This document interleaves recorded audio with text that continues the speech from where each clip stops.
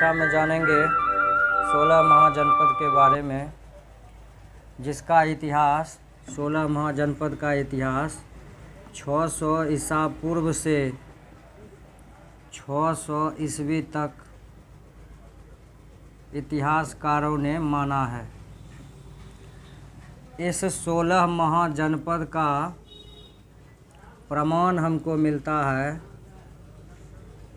इसका प्रमाण है 2 ग्रंथों में, एक है बौद्ध धर्म का और एक है जैन धर्म का।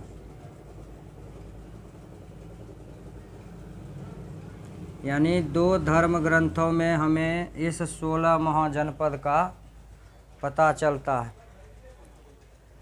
बौद्ध धर्म के अंगुत्तर निकाय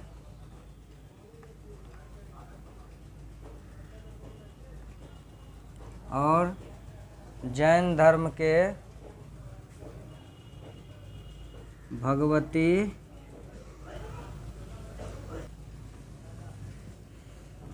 तो बौद्ध धर्म के अंगुत्तर निकाय और जैन धर्म के भगवती सूत्र में इन 16 महाजनपद का प्रमाण है।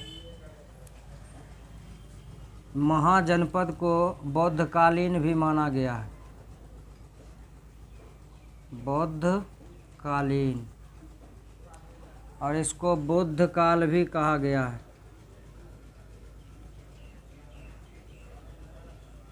बौद्धकालीन कहिए, बुद्ध काल कहिए, बौद्ध काल कहिए। 16 महाजनपद बौद्ध के समय से पहले भी था और बौद्ध के समय में भी था। 16 महाजनपद का जो विस्तार है वह उत्तर वैदिक काल के बाद होता है, या उत्तर वैदिक काल में ही प्रारंभ हो जाता है। वैदिक काल के बारे में हम लोगों ने पढ़ा, इससे पहले के वीडियो भी अपलोड हैं। उत्तर वैदिक काल और पूर्व वैदिक काल। पूर्व वैदिक काल को ऋग्वैदिक काल कहा गया है और उत्तर वैदिक काल में यजुर्वेद, सामवेद और अथर्ववेद, इन तीनों काल को उत्तर वैदिक काल में रखा गया है। उत्तर वैदिक काल से ही 16 महाजनपद का विस्तार शुरू हो जाता है। उत्तर वैदिक काल से ही धीरे धीरे लोग संघ होते जाते हैं, मिलते जाते हैं और अपने राज्य के विस्तार के नीतियों के कारण महाजनपद का आविर्भाव होता है। सबसे पहले हम लोग जनपद को समझें कि जनपद होता क्या है। जनपद और महाजनपद। इससे पहले जन का मतलब होता है लोग या कबीला। जनपद का मतलब क्या? जहाँ लोगों ने अपना पैर रखा, या इसको हम गांव कह सकते हैं, बस्ती कह सकते हैं। मतलब जहाँ लोगों ने अपना पैर रखा उसको हम जनपद कहेंगे।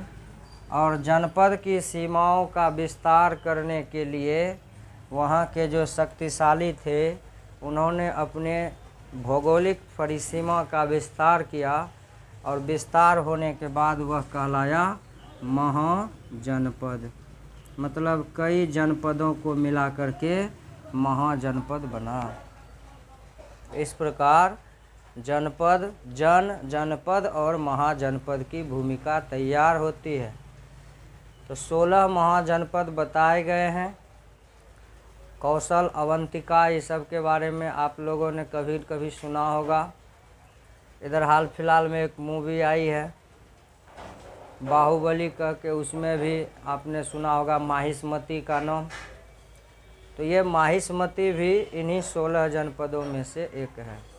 उनकी राजधानी है माहिष्मती। आगे हम 16 महाजनपद के बारे में जब एक एक के बारे में विस्तार से जानेंगे तो पता चलेगा कि उनकी राजधानी और राज्य क्या है। तो हम जान गए कि 16 महाजनपद का प्रमाण कहाँ से मिला? बौद्ध धर्म से और जैन धर्म से। बौद्ध धर्म का धर्म ग्रंथ था अंगुत्तर निकाय, उससे, और जैन धर्म के भगवती सूत्र से हमें इस 16 महाजनपद का प्रमाण मिलता है। और इसका जो समय है वह 600 ईसा पूर्व से लेकर के 600 ईस्वी तक बताया गया है। इसे बौद्धकालीन कहा गया है और बौद्ध काल भी। हम लोगों ने इसका प्रारंभ देखा, जन से जनपद और जनपद से फिर महाजनपद का प्रादुर्भाव हुआ, या हम कह सकते हैं कि पहले जन, फिर जनपद, फिर महाजनपद, यानी जनसंख्या बढ़ते गया। जन मन लोग, कुछ लोग एक जगह रहने लगे तो इसको जन कहा गया। फिर धीरे धीरे जनपद मतलब बहुत सारे लोग एक जगह आकर के बसते गए तो जन मन लोग, पद मन पैर, जहाँ लोगों का पैर पड़ा उसको जनपद कहा गया। और फिर जनपद का जब विस्तार हुआ तो इसे हम महाजनपद कहते हैं। ये महाजनपद 16 हैं। बुद्धकालीन, बुद्ध से पहले भी 16 महाजनपद का वर्णन आता है, और प्रमाण जो था बौद्ध धर्म जैन धर्म के अनुसार हम लोगों ने देखा। 600 से लेकर के 600 ईसा पूर्व से लेकर के 400 ईसा पूर्व तक ये जो समय है इसको मौर्य काल कहा जाता है। 600 से लेकर 400 ईसा पूर्व तक। ईसा पूर्व आप लोग जानते होंगे, ईसा के जन्म से पहले, यानी ये ईस्वी सन जो कैलेंडर हम लोग आज अंग्रेजी कैलेंडर देखते हैं, यह ईसा के जन्म से प्रारंभ होता है, और उससे पहले का जो समय की गणना होती है उसे ईसा पूर्व कहते हैं। तो 600 ईसा पूर्व से लेकर के 400 ईसा पूर्व तक के समय को मौर्य काल कहा गया। मौर्य काल के बारे में आप लोगों ने शायद जाना होगा। मौर्य काल चंद्रगुप्त मौर्य के समय से मौर्य वंश की स्थापना होती है। मौर्य काल में चंद्रगुप्त मौर्य के बाद विक्रमादित्य राजा प्रसिद्ध होते हैं। ये मौर्य वंश के संस्थापक हैं। आगे हम लोग जब वंश की स्थापना के बारे में पढ़ेंगे तो उसमें देखेंगे। तो 16 महाजनपदों में हमने देखा यहीं से जो है महाजनपद के विस्तार प्रारंभ होता है। 600 ईसा पूर्व से पहले 6ठी शताब्दी जब शुरू होती है, 600 ईसा पूर्व कहने का मतलब हुआ कि 500 से आगे, इसको कहेंगे 6ठी शताब्दी। जैसे अभी हम लोग 21वीं सदी में जी रहे हैं, जबकि ईस्वी है 2021। सदी मतलब ये 21 नहीं, ये सदी माना 100, 20, 100, 21 है, 20 लेकिन कह रहे हैं 2100, क्योंकि 2000 ख़त्म हो गया, यानी 2000 ख़त्म हो गया, 21 में चल रहा। तो उसी प्रकार से ये 6ठी शताब्दी ईसा पूर्व जो देख रहे हैं हम लोग, इसको 600 ईसा पूर्व कहिए या 6ठी शताब्दी पूर्व कहिए। शताब्दी का मतलब 100 वर्ष। तो 6ठी शताब्दी के प्रारंभ में ही महाजनपदों का जो विस्तार था प्रारंभ हो गया था। इस महाजनपद का विस्तार राजाओं ने, जो उस समय अधिकांशतः राजतंत्र था, छोटे छोटे राज्य थे, उस राज्य के राजाओं ने अपने राज्य के विस्तार के लिए, इस जनपद के विस्तार के लिए अपने अगल बगल के राज्य के सीमाओं में अपना सीमा बढ़ाते चला गया। युद्ध के माध्यम से हो या बलपूर्वक हो, जिस प्रकार से हो, इन्होंने अपने राज्य का विस्तार किया। तो इस प्रकार से जनपद महाजनपद में बदल गया। और ये महाजनपद जो है 16 महाजनपद, ये बुद्ध के समय से पहले भी था और बुद्ध के समय में भी, इसलिए इसको 16 महाजनपद का जो टाइम ऑफ पीरियड है, इसको बौद्धकालीन और बौद्ध काल कहा गया है। यहाँ तक हम लोग समझ चुके हैं। रुकिए।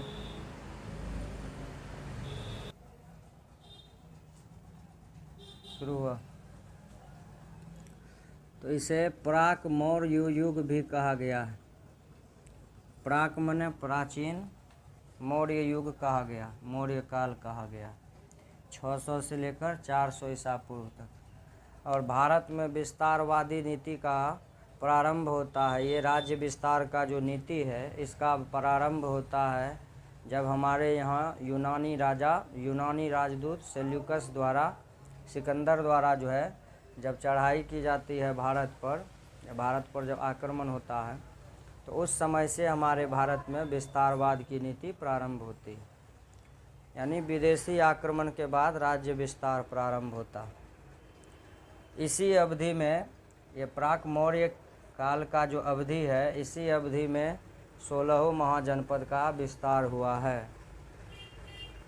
अब बौद्ध काल को तो हम देख रहे हैं 600 ईसा पूर्व से लेकर 600 ईस्वी तक, मतलब 1200 ईस्वी तक बौद्ध काल माना गया है। अब इसका मतलब ये नहीं है कि 1200 साल तक भगवान बुद्ध थे। इसका मतलब ये हुआ कि बौद्ध का प्रभाव था उस समय। इसके प्रमाण हम लोग जब पढ़ेंगे तो उसमें स्पष्ट होगा और हम बताते भी चलेंगे कि किस राज्य में बौद्ध का प्रभाव अधिकतर था। जैसे हम आप ले लीजिए चंद्रगुप्त, इसको मौर्य के ही सम्राट में अशोक को ले लीजिए। सबसे अंतिम राजा हुआ मौर्य वंश का अशोक।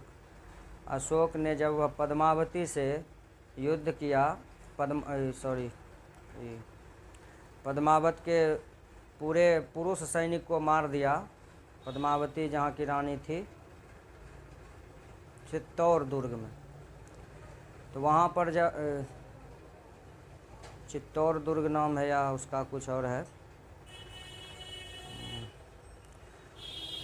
कलिंग पर जब सम्राट अशोक ने चढ़ाई किया था तो वहाँ के सारे पुरुष सैनिक को मार दिए थे। तो अंत में पद्मावती निकली थी महिलाओं की सेना लेकर के, घोड़े पर सवार होकर के अशोक को ललकार रही थी कि चलो अब युद्ध करो हमसे। अशोक ने सिर झुका दिया और शस्त्र त्याग कर दिया और बुद्ध की शरण में चले गए। तो यहाँ पर प्रमाण मिलता है, आप देखिएगा अशोक का शस्त्र त्याग 6ठा क्लास के हिंदी में दिया गया है। बुद्धम शरणम गच्छामि, संघम शरणम गच्छामि, धम्मम शरणम गच्छामि। तो ये अशोक जो थे ये बौद्ध धर्म को, और भी बहुत सारे राजा थे जिन्होंने बौद्ध धर्म को माना था। तो अब हम लोग चलते हैं 16 महाजनपद में। 16 महाजनपद की यात्रा शुरू करते हैं। इसमें सबसे पहले 16 महाजनपद में हम लोग अंग प्रदेश को देखते हैं। रोकिए वीडियो रोकिए, न खरखर होता नहीं समझ में आ रहा। तो इन 16 महाजनपद का जो विस्तार हुआ था, इसमें बहुत से राजा अयोग्य जो होते थे उस पर बलशाली राजा आक्रमण कर देते थे और उसके राज्य को अपने राज्य में मिला लेते थे। राज्य तो उस समय नहीं, जनपद कहिए, उसके जनपद को अपने जनपद में मिला लेते थे और इस प्रकार से महाजनपद का निर्माण होता था।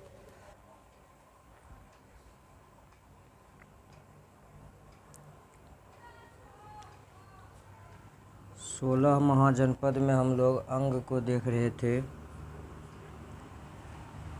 सबसे पहले अंग और मगध दोनों पड़ोसी राज्य थे। अंग और मगध के बीच में चंपा नदी बहती थी और ये चंपा नदी ही ये दोनों राज्य की विभाजक रेखा थी। चंपा नदी के ही किनारे, इसी किनारे एक नगर बसा था जिसका नाम पड़ गया चंपा। नदी का भी नाम चंपा और नगर का भी नाम चंपा, और यही चंपा अंग की राजधानी है। चंपा ही क्या है? अंग की राजधानी है। अब जैसा कि नदी के किनारे बसा हुआ है यह नगर, तो हम लोग इतिहास में पढ़ते आए हैं कि इतिहासकालीन जो भी नगर है या आज जो भी पुराना शहर है, आप गौर कीजिएगा तो वह किसी न किसी नदी के किनारे बसा हुआ है।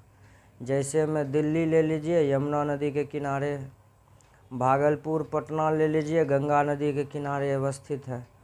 इसी प्रकार से आप देखिएगा जितने भी प्राचीन बड़े बड़े नगर हैं वह सभी किसी न किसी नदी के किनारे ही बसे मिलते हैं। क्यों?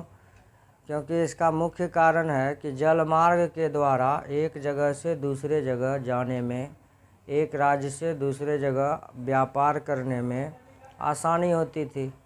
उसके बाद खेती के लिए, सिंचाई के लिए जल मिल जाता था, और भी कई तरह कारण थे जिसके कारण बड़े बड़े महानगर जो आज के हैं वह पहले नगर होंगे या महाजनपद कह लीजिए उनको, वह नदी किनारे ही बसा हुआ था।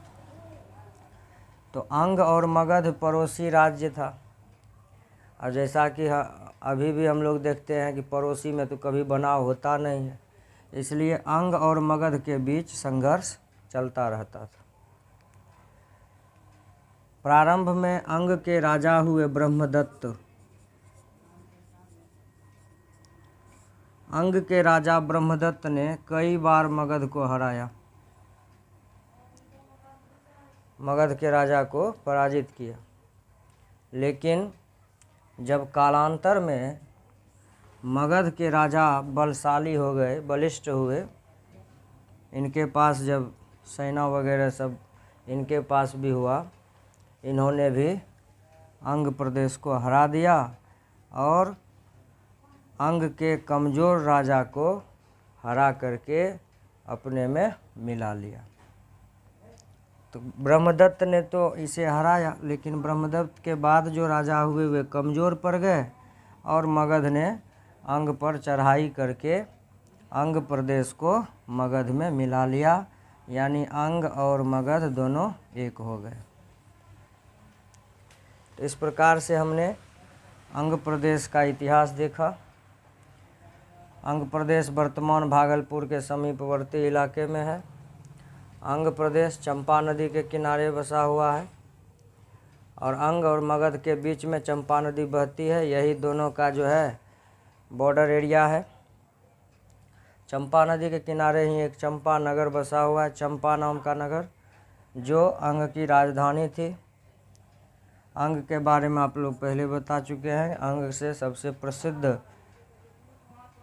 इसका वर्णन महाभारत में आता है। अंग प्रदेश के ही राजा थे अंगराज कर्ण। आइए अब दूसरा जो महाजनपद है उसके बारे में देखते हैं। दूसरा महाजनपद है मगध। अंग का ही पड़ोसी राज्य है और पड़ोसी राज्यों में हमेशा से झगड़ा चलते रहता है। बहुत कम ऐसा देखने के लिए मिलता है कि पड़ोसी राज्य में बनाव, और यह तभी संभव है जब पड़ोसी राज्य उसका संबंधी हो जाए। तो दूसरा नंबर पर आ जाता है मगध। अन्य किसी किताब में उलट पुलट हो सकता है, हम लोग 2 नंबर पे मगध को देख रहे हैं। अंग का पड़ोसी राज्य है यह। मगध अभी वर्तमान में पटना हम लोग जान रहे हैं। वर्तमान के पटना और गया जिले के स्थान पर अवस्थित है। जहाँ पर अभी पटना और गया है, ये दोनों के स्थान को मगध कहा जाता था। और इसके बारे में भी आप लोगों को मालूम होगा, जो हिस्ट्री के छात्र हैं। मगध के राजा हुए मगध महान सम्राट अशोक। सम्राट अशोक जो है इसके यहाँ के महान राजा हुए। मगध महान सम्राट अशोक उनका नाम भी हुआ। याद रखिएगा, जगह के नाम से ही रिलेटेड है सम्राट अशोक का नाम, मगध महान सम्राट अशोक। और ये मगध कहाँ में है? पटना और गया के को मिला करके जो क्षेत्र है वह मगध कहलाता है। मगध की राजधानी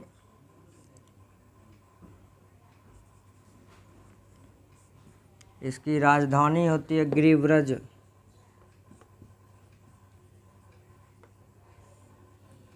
इसकी राजधानी गिरिव्रज है और यह वैभव के लिए प्रसिद्ध है। संपन्न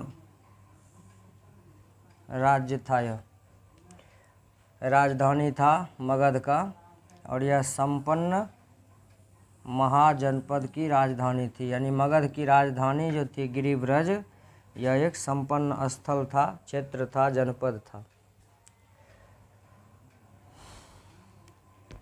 सर्वप्रथम यहाँ के राजवंश की स्थापना की थी बृहद्रथ ने। बृहद्रथ ने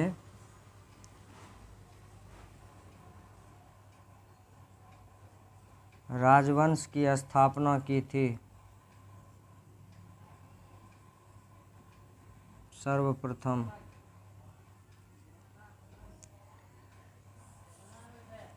मगध में सर्वप्रथम बृहद्रथ ने स्थापना किया और कालांतर में यह शक्तिशाली राज्य बन गया। इसी मगध पर घनानंद का भी राज्य था। घनानंद को हरा करके चंद्रगुप्त मौर्य शासन में आए। चंद्रगुप्त मौर्य के फिर वंशज में अंतिम राजा हुए अशोक। अशोक के समय से ही मगध के साम्राज्य का पतन होना शुरू हो चुका था। उसके बाद मगध मौर्य साम्राज्य के अंतिम राजा का पतन हो गया और फिर दूसरे राजवंश आ गए। तो मगध के सर्वप्रथम राजवंश की स्थापना बृहद्रथ ने की थी और बाद में यह धीरे धीरे शक्तिशाली बन गया था। कारण इसका शक्तिशाली बनने का था कि यह तीनों तरफ से जो है जल से घिरा हुआ था, बीच में स्थल था। एक तरफ सिर्फ इसको सेना की आवश्यकता थी। एक दूसरी बात, मगध को आगे बढ़ने का अवसर मिल गया। मगध जो है यहाँ पर आसपास में लोहे की खान ज़्यादा मिल गए, हथियार बनाया जाने लगा और हथियार से सेनाओं को शस्त्र मिलने लगा। इसलिए यहाँ के सेना शक्तिशाली हो गए और राज्य के विस्तार पर ध्यान दिया राजाओं ने। और राज्य के विस्तार पर ध्यान देने के कारण इसका राज्य सीमा बढ़ता चला गया। और दुश्मन चाहकर भी कुछ नहीं कर सकता था, क्योंकि तीनों तरफ से सुरक्षित थी इसकी सीमाएं। एक तरफ सिर्फ सीमा जो है उसके लिए सेना को रख दिया गया था। इसलिए मगध का विस्तार बड़ी तेज़ी से हुआ। कालांतर में यह शक्तिशाली राज्य बन गया और आसपास के राज्य पर इसने कब्जा कर लिया। अभी हमने बताया आप लोगों को कि मगध के राजा जो थे, यहाँ पर जो भी राजा आए, चाहे वह सम्राट अशोक हो, चंद्रगुप्त मौर्य हो, उससे पहले घनानंद से भी पहले, घनानंद तो विलास में फंसा हुआ था, अपने आप को अय्याशी में डुबा दिया और राज्य धीरे धीरे पतन की ओर चला गया, जिसका फ़ायदा चंद्रगुप्त और चाणक्य ने अपना प्रतिशोध लेकर के चुकाया। तो इस प्रकार से मगध पर जो भी राजा हुए वह अपने राज्य को विस्तार देने के लिए हमेशा तत्पर रहते थे, क्योंकि उसके पास साधन था, संपन्नता थी, सेना था। तो इसलिए मगध का विस्तार धीरे धीरे होता चला गया।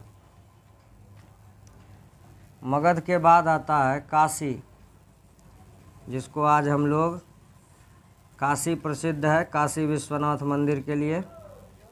और यह इसका वर्णन हमारे वेदों में भी आता है। वाराणसी क्षेत्र में पड़ता है यह। वाराणसी का नाम वाराणसी इसलिए पड़ा है क्योंकि वाराण और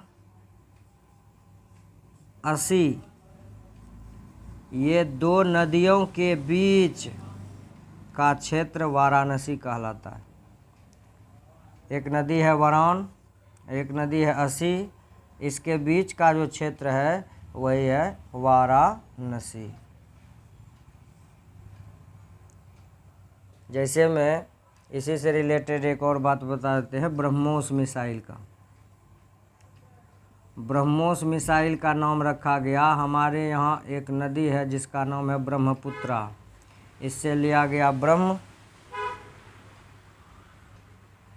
और ओस नाम का नदी है, एक रूस देश है जिसने दोनों मिलकर के ब्रह्मोस मिसाइल का निर्माण किया है। तो भारत के नाम नदी का नाम लिया ब्रह्म, और उसके यहाँ एक नदी है जिसका नाम है ओस, दोनों को मिला के बनाया है। ओस या असन ऐसे कुछ नाम है, दोनों को मिला करके ब्रह्मोस बना है। उसी प्रकार से वरान और असी, वरुणा नदी और असी नदी, ये दोनों के बीच का जो स्थल भाग है, ये दोनों के बीच में जो बसा हुआ भाग है, यही है वाराणसी। तो वाराणसी क्यों नाम पड़ा मालूम चल गया।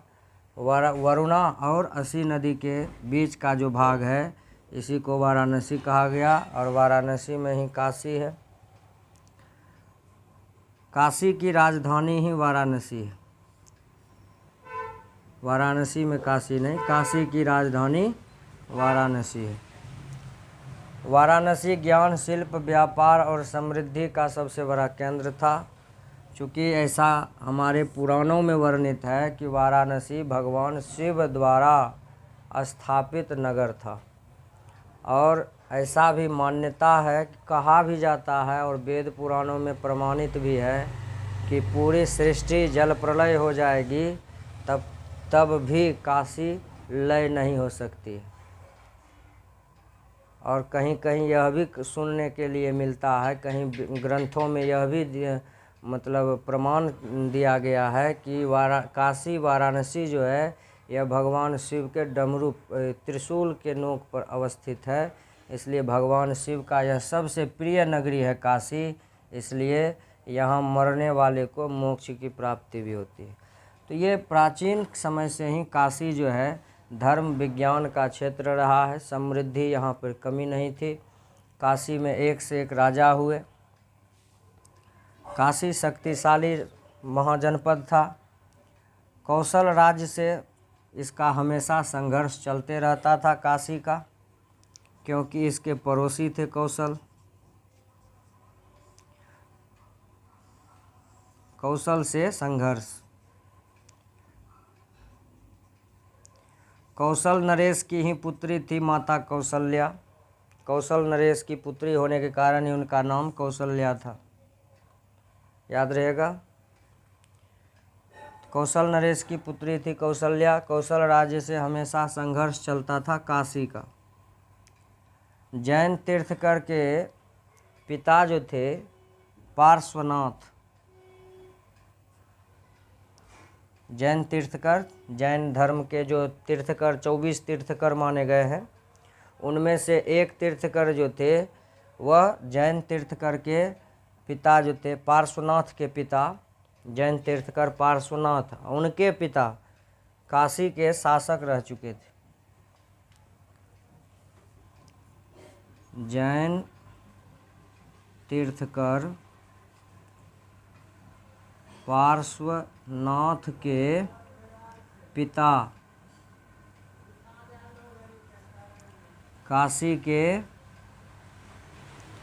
शासक रह चुके थे, राजा रह चुके थे। तो ये काशी वाराणसी तीसरे नंबर पर। चौथा पे आता है कौशल, जिससे काशी का हमेशा संघर्ष चलता रहता था। देखिए, पड़ोसी राज्य कोई भी हो, महाजनपद का जब विकास हुआ ना, तो कौन राजा ऐसा होगा जो अपने राज्य विस्तार के बारे में नहीं सोचेगा। तो राज्य के विस्तार की बात जब होगी तो आप अपने बगल वाले को परेशान कीजिएगा। पड़ोसी राज्य जैसे में अभी ले लीजिए, वर्तमान स्थिति में चाइना हमेशा भारत का ज़मीन कब्जाने में लगा हुआ है। तो उसी प्रकार से एक राज्य दूसरे राज्य के ज़मीन को हड़पने में लगा रहता था।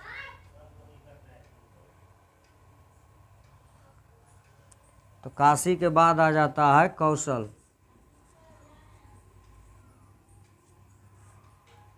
कौशल जो है यह आधुनिक अवध के बराबर था। अभी जो अवध है, जिसको हम अयोध्या कहते हैं, उत्तर प्रदेश में पड़ता है, आधुनिक अवध के बराबर था कौशल। और कौशल का ही नाम अवध है। कौशलपुर राजा भगवान श्री राम को कहा जाता है, हे कौशल के राजकुमार, हे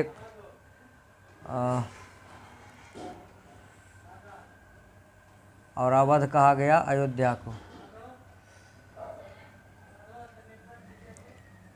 इसकी राजधानी, कौशल की राजधानी थी श्रावस्ती। प्रविश नगर की जय सब का जा। तो कौशल की राजधानी श्रावस्ती हो गई।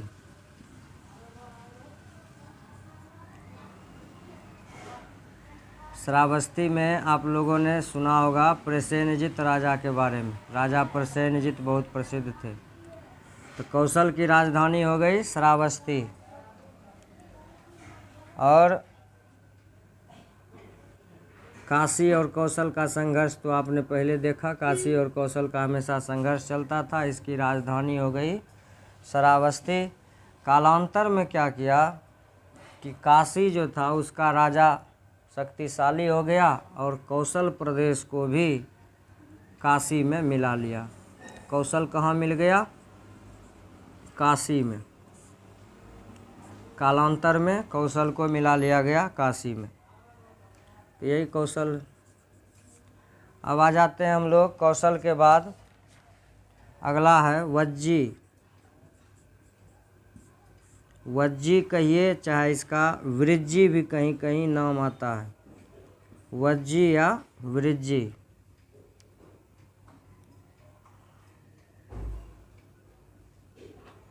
इतिहासकार रीज डेविड्स का कहना है, इनका कथन है कि वज्जी जो है 8 राज्यों का संघ था।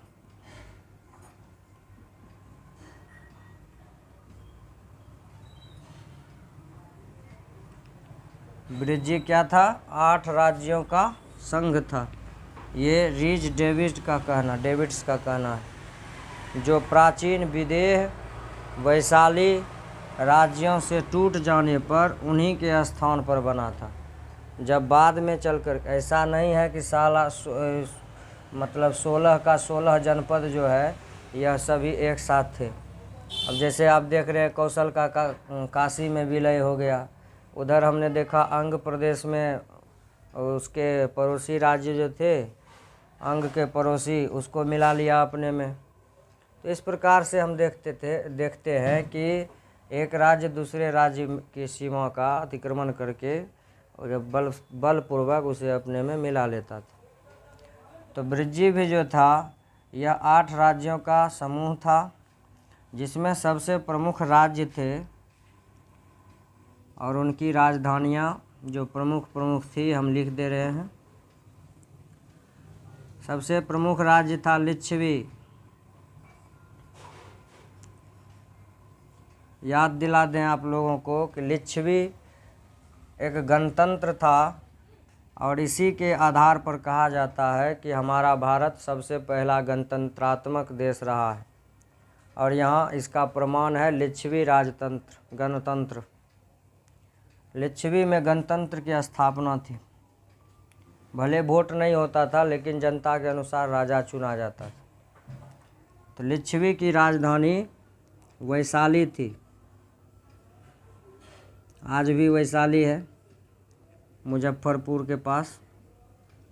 पटना से पीछे मुजफ्फरपुर, वैशाली आप लोग भली भांति परिचित होंगे।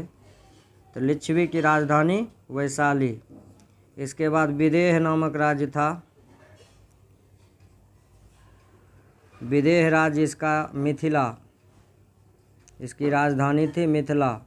और यहाँ के राजा तो आप प्रसिद्ध राजा जानबे करते हैं, जनक जी। जनक जी को ही विदेह कहा गया था और ये मिथिला के राजा थे। तो विदेह राज्य था, इसकी राजधानी थी मिथिला और राजधानी में ही तो राजा लोग रहते थे। तो जनक जी मिथिला के राजा थे, अर्थात विदेह राज्य मिथिला के अंतर्गत ही आता था। तो विदेह की राजधानी हो गई मिथिला। इसके बाद एक राज्य था ज्ञात्रिक। ज्ञात्रिक की राजधानी कुंडग्राम। तो ये प्रसिद्ध राज्य और राजधानियाँ थी। बुद्ध के समय, जिस समय भगवान बुद्ध थे, भगवान बुद्ध वज्जी या वृज्जी आते थे उपदेश करने के लिए। अजात शत्रु ने बाद में क्या किया कि बुद्ध के समय ये स्वतंत्र थे, वज्जी जो था इस पर किसी का अधिकार नहीं था, यह स्वतंत्र राजतंत्र था, स्वयं यह मालिक था। लेकिन बाद में अजात शत्रु ने इसे मगध में मिला लिया। अजात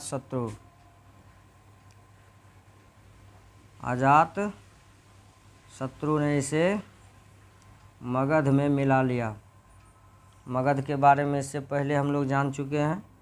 तो मगध का इसलिए क्षेत्रफल बढ़ते गया, उसका भौगोलिक स्थिति बढ़ते गया, क्योंकि पूर्व में ही मैंने कहा कि वहाँ जो भी राजा होता था वह अपने राज्य का विस्तार करने पर हमेशा ध्यान देता था, क्योंकि तीन तरफ से सुरक्षित था।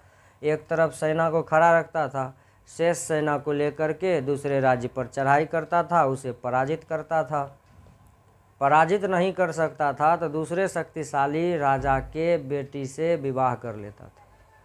तो या तो संबंध बना करके, पारिवारिक संबंध, रिलेशन बना करके उसे अपने राज्य में दान स्वरूप बहुत कुछ राज्य ही दान में मिल जाता था। आगे हम लोग पढ़ेंगे इतिहास में। तो ये अजात शत्रु, इसके बाद चंद्रगुप्त सम्राट अशोक को भी दान में मिला था काशी। तो अजात शत्रु जो थे इन्होंने क्या किया, वज्जी को मिला लिया मगध में। लेकिन भगवान बुद्ध के समय तक ये स्वतंत्र थे। अब आगे आता है महाजनपद में मल्ल।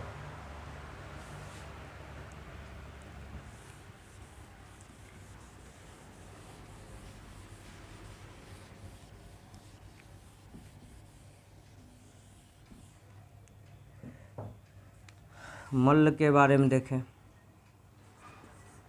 छठा महाजनपद है मल्ल।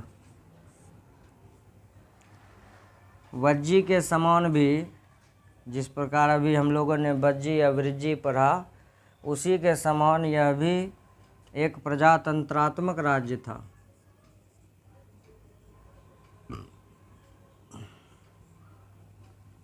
प्रजातंत्रात्मक कहिए या गणतंत्रात्मक कहिए, डेमोक्रेसी जो कहिए, तो यह भी एक संघीय प्रजातंत्रात्मक राज्य था।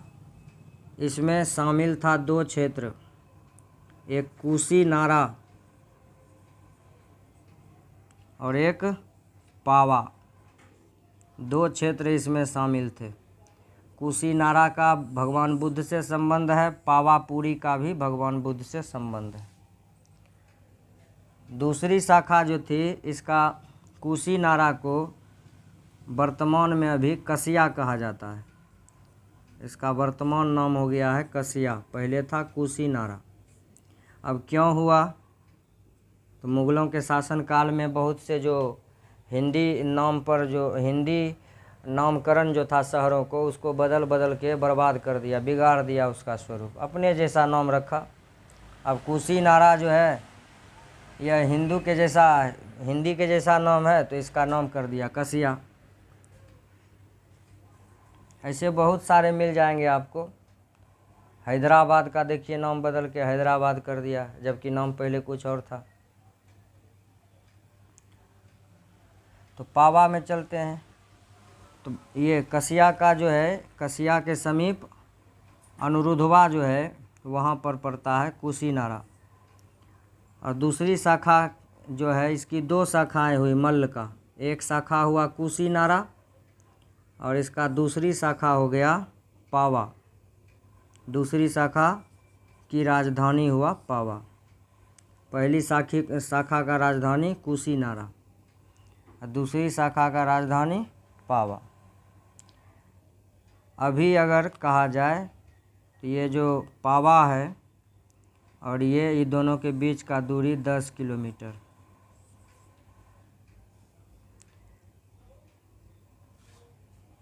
आगे हम लोग चलते हैं। 7वां महाजनपद है चेदी।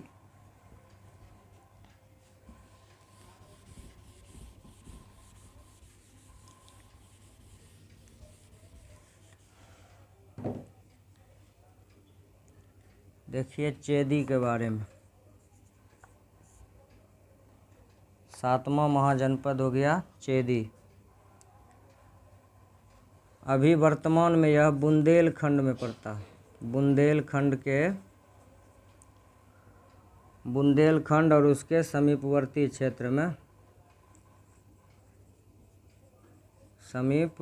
क्षेत्र में पड़ता है चेदी। अगर हिंदी में दिक्कत हो तो यहाँ अंग्रेजी इसका नामकरण हम कर दिए। इसकी राजधानी थी शक्तिमती। चेदी की राजधानी शक्तिमती। इसका कहीं कहीं पर एक और नाम आता है सोतीवती।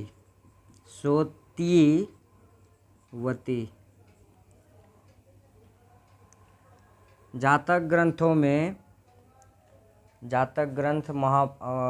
ग्रंथों में और महाभारत में चेदी नरेश का उल्लेख होता है। क्योंकि महाभारत में तो कई जनपद के राज्य के राजा लोग आए थे लड़ने के लिए, कुछ पांडव के तरफ से, कुछ बहुत सारे कौरव के तरफ से। तो उन्हीं में इस चेदी के राजा का वर्णन मिलता है। 8वां महाजनपद है वत्स।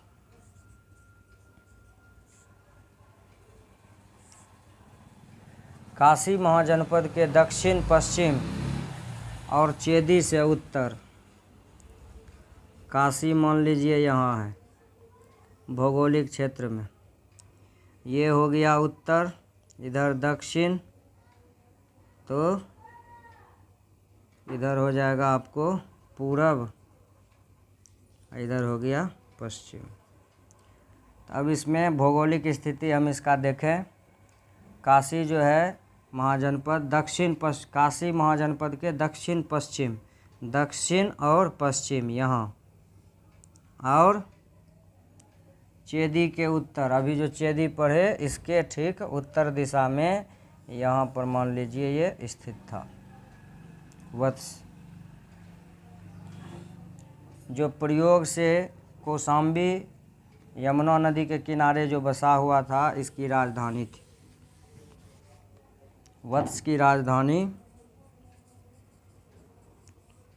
कौशाम्बी, और ये कौशाम्बी बसा हुआ है यमुना नदी के किनारे। अभी भी होगा, अभी भी है यमुना नदी के किनारे। नाम सबका चेंज हो गया, बहुत का अभी भी, जैसे काशी का नाम अभी भी है, बहुत का नाम चेंज हो गया या बदल गया है, या दूसरे राज्य वाले अपने मिला लिया, ख़त्म हो गया उसका अस्तित्व। तो वत्स की राजधानी हो गया कौशाम्बी, यमुना नदी के किनारे यह कौशाम्बी स्थित है। यह कौशाम्बी जो है, अब देखिए यमुना नदी के किनारे है तो व्यापार का केंद्र होगा ही, तो ये व्यापार का केंद्र था। वत्स का अवंती राजा से संघर्ष चलता रहता था। इसका संघर्ष चला किससे? अवंती के राजा से। अवंती के राजा से संघर्ष। अब इसका संघर्ष हमेशा अवंती इसका पड़ोसी है तो चलेगा ही।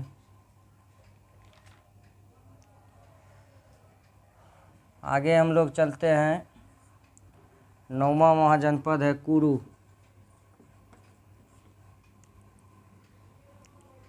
वर्तमान में अभी हम लोग देख रहे हैं जो दिल्ली,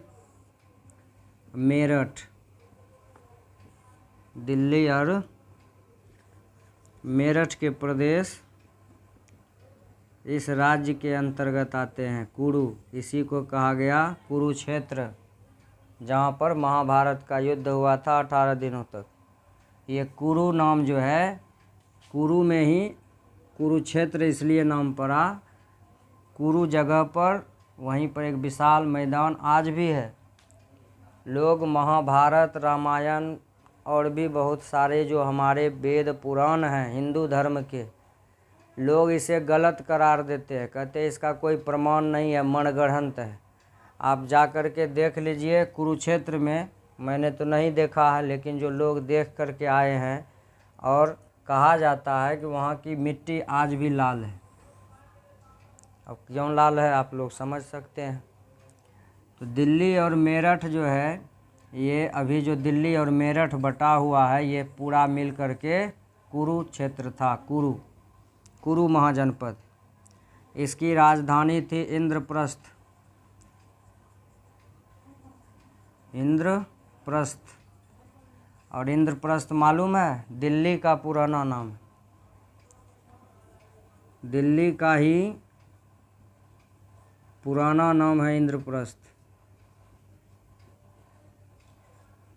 दिल्ली का ही पुराना नाम है इंद्रप्रस्थ, आज बदल करके हो गया है दिल्ली। तो आप जब इतिहास का अध्ययन कीजिएगा तो मुगल के शासन के पहले जगह का नाम कुछ और मिलेगा, अब बाद में जा कर के कुछ और हो गया। तो 9वां था, ये महाभारत में कुरु का उल्लेख मिलता है, बता दिया आप लोगों को। कौरव पांडव की जो लड़ाई हुई थी वो इसी जगह पर हुई थी, इसलिए इसका नाम कुरुक्षेत्र है। आज भी मेरठ में उत्तर प्रदेश में मेरठ जाइएगा तो वहाँ पर कुरुक्षेत्र आपको मिल जाएगा। ये सब क्षेत्र है कि नहीं, दिल्ली है, मेरठ है, अभी भी है। अब 10वां है पांचाल। पांचाल देश की ही राजकुमारी थी पांचाली, जिसके बारे में महाभारत में इसी के कारण कहा जाता है कि पांचाली के ही कारण महाभारत हुआ। ये पांचाल देश की ही रहने वाली थी पांचाली, वही पांचाल महाजनपद था उस समय। संपूर्ण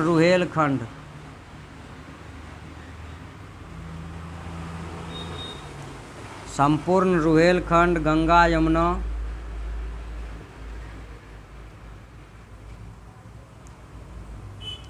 और दोआब, ये सब नदियां हैं। रुहेलखंड गंगा यमुना नदी हुआ। तो संपूर्ण रुहेलखंड गंगा यमुना और दोआब के पूर्वी भाग में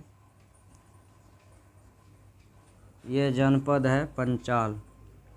इसकी 2 शाखाएं हैं पंचाल की, एक उत्तरी पांचाल कहिए, और एक दक्षिणी पांचाल।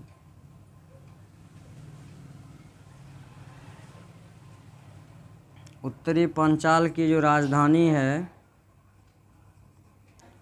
उत्तरी पांचाल की राजधानी है अहिच्छत्र। इसकी राजधानी हो गया अहिच्छत्र, इसका राजधानी हो गया काम्पिल्य। यह भी हमारे वेदों में इसका नाम भी आया है। जितना भी आप 16 जनपद अभी पढ़ेंगे, यह सभी अधिकांशतः विंध्य पर्वत के उत्तर दिशा में अवस्थित है। विंध्याचल पर्वत जानते हैं, उसी के उत्तर दिशा में अवस्थित है 16 महाजनपद। अधिकांशतः, ये नहीं सभी, अधिकांश विंध्य के उत्तर में ही अवस्थित है। अगला आ जाता है मत्स्य।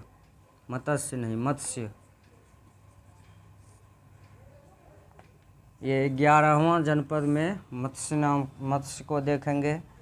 यह कुरु राज्य के दक्षिण, कुरु जो अभी हम लोग यहाँ पर देख रहे हैं, देखे कुरु जो दिल्ली मेरठ जिसको कुरुक्षेत्र बोला गया, कुरु राज्य के दक्षिण और यमुना नदी के पश्चिम स्थित है।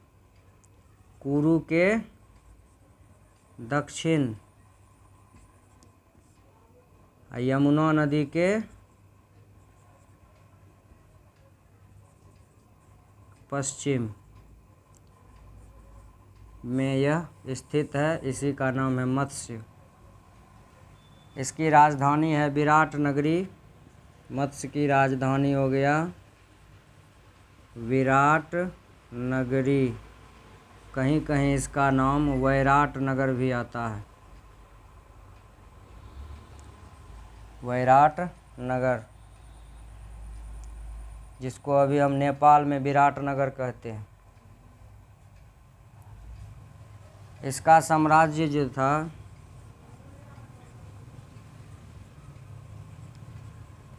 इसका साम्राज्य फैला हुआ था जयपुर,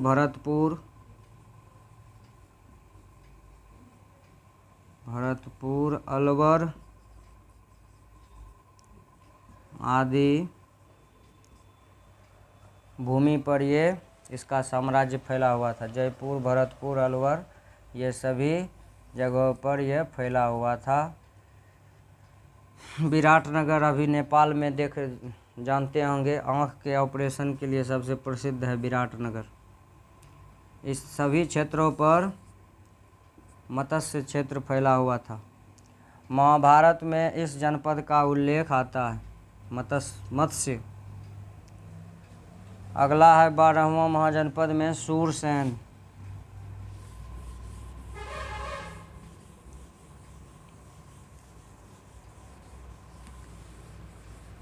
सूरसेन के बारे में, यह मत्स्य राज्य के दक्षिण स्थित था सूरसेन।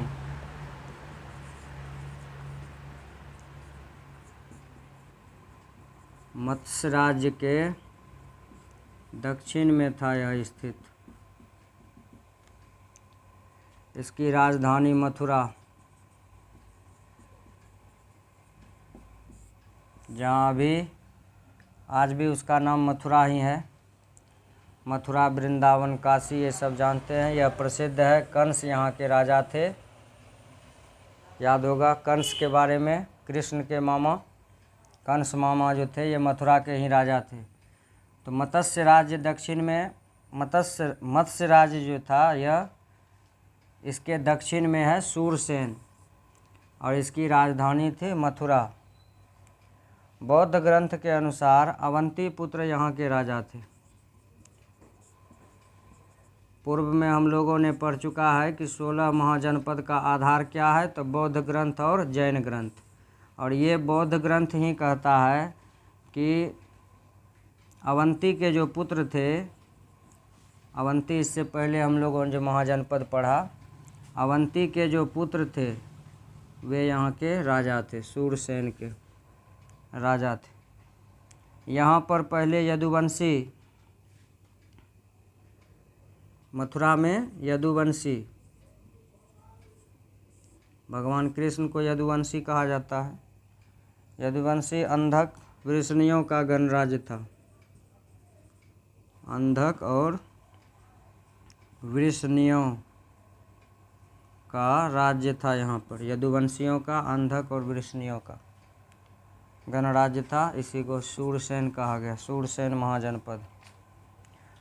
अब अगला है अवंती।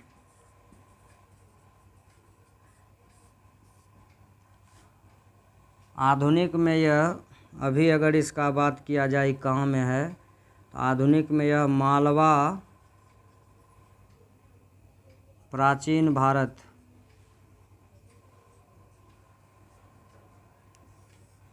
मालवा प्राचीन भारत का जो मालवा है वही है अवंती। इसकी राजधानी है उज्जैनी नगरी। इसके भी दो क्षेत्र हैं अवंती के, एक उत्तरी और एक दक्षिणी। तो दोनों क्षेत्र के अलग अलग राजधानी, जैसे इससे पहले एक जनपद को पढ़े थे, उसके भी दो राजधानी, दो क्षेत्र थे, दोनों का अलग अलग राजधानी था। तो इसका भी अलग अलग राजधानी है। उत्तरी का जो है इसका नाम है उज्जैनी नगरी, इसकी राजधानी है उज्जैनी। और दक्षिणी का जो है माहिष्मती। इस माहिष्मती के बारे में फिल्म तो आजकल छात्र लोग बहुत देखते हैं। बाहुबली में इस माहिष्मती का वर्णन आया है। माहिष्मती साम्राज्य पर ही आधारित है पूरा का पूरा बाहुबली। इसका आधुनिक नाम मानधाता है। माहिष्मती का ही आधुनिक नाम है मानधाता।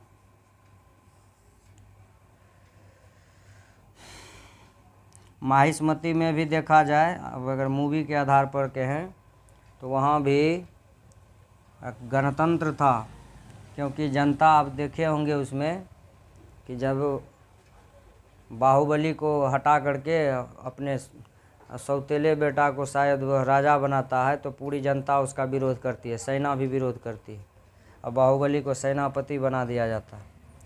वही माहिष्मती है, अवंती क्षेत्र में ही पड़ता है।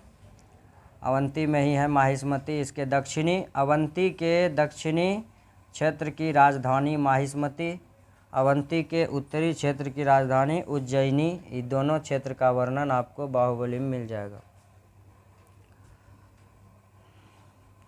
प्राचीन काल में अवंती में हैहर्य वंश का राज्य था। हैर्यक वंश भी आप कह सकते हैं। हैहर्य वंश का राज था इसमें, और वत्स जनपद के साथ इस राज्य का निरंतर संघर्ष चलते रहता था। आप मैप पर होगा तो मैप के माध्यम से भी बताने का मैं प्रयास करूंगा। आप देख लीजिएगा उसमें किसके बगल में कौन है। अंत में इस वीडियो के अंत में उसका हम मैप भी दे दूंगा, उसमें आप देख लीजिएगा। मैप के आधार पर देखने के बाद दिमाग में बहुत अच्छे से बात स्पष्ट हो जाती है। होगा तो उसका भी छोटा सा वीडियो अब बाद में हम अपलोड कर देंगे, किसके बगल में कौन है।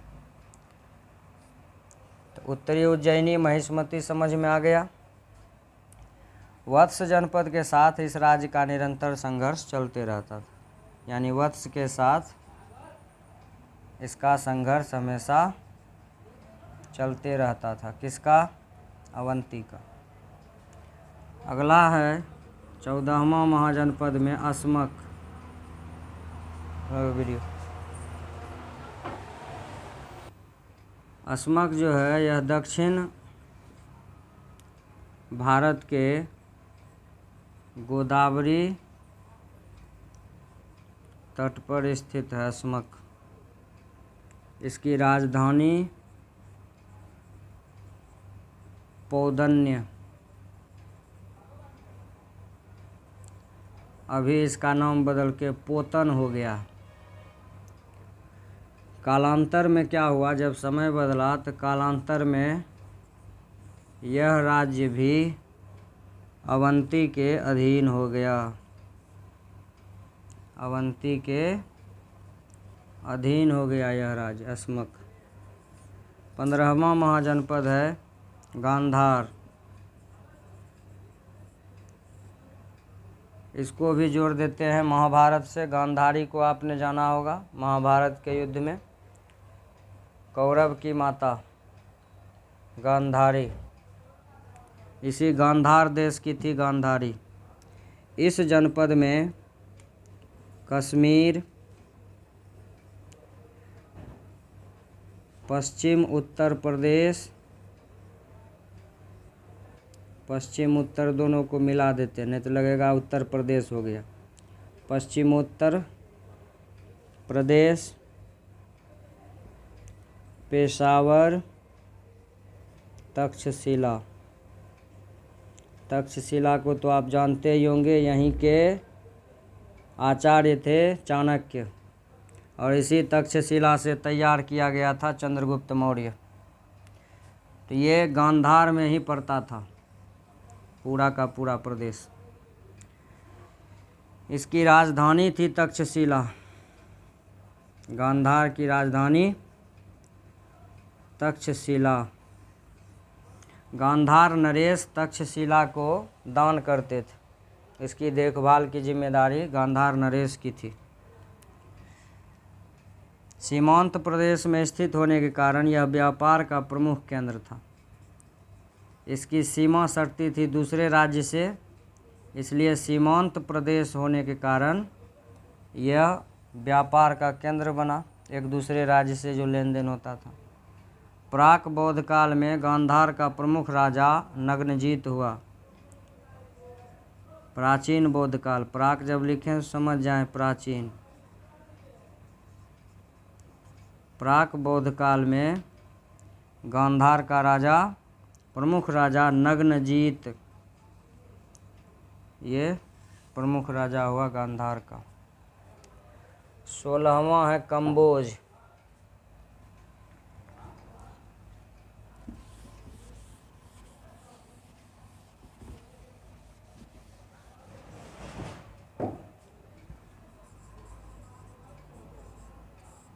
सोलहवां महाजनपद है कंबोज।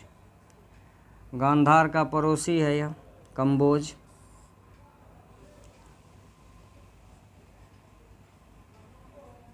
गांधार का पड़ोसी, और इसकी राजधानी था राजपुर। इसकी राजधानी राजपुर। हाटक भी इसका दूसरा नाम कहीं कहीं मिलता है। महाभारत में भी इसका वर्णन मिलता है। अभी हम लोगों ने 16 महाजनपद के बारे में संक्षिप्त में जाना। 16 महाजनपद का उल्लेख करें। अगर बीए के परीक्षा में आपसे पूछा जाए कि 16 महाजनपद का वर्णन करें तो आप इस पर आधारित संक्षिप्त रूप से या विस्तृत रूप से जैसे हो आप उसका वर्णन कर सकते हैं। बीए पार्ट 1 और इंटर के जो भी छात्र हैं उसके लिए यह अत्यंत महत्वपूर्ण है। और इतिहास में रुचि रखने वाले जो छात्र या व्यक्ति हैं, सामान्य जन, वह भी अगर इस इतिहास को आप देखेंगे तो आपको भारत के प्राचीन महाजनपदों का वर्णन मिलेगा। महाजनपद के बाद और भी आगे का टॉपिक है गणराज्य का, रिपब्लिक्स जिसको हम अंग्रेजी में बोलते हैं। 16 महाजनपद थे और 10 गणराज्य थे। उसके बारे में हम लोग अगले वीडियो में चर्चा करेंगे। तब तक के लिए हर हर महादेव।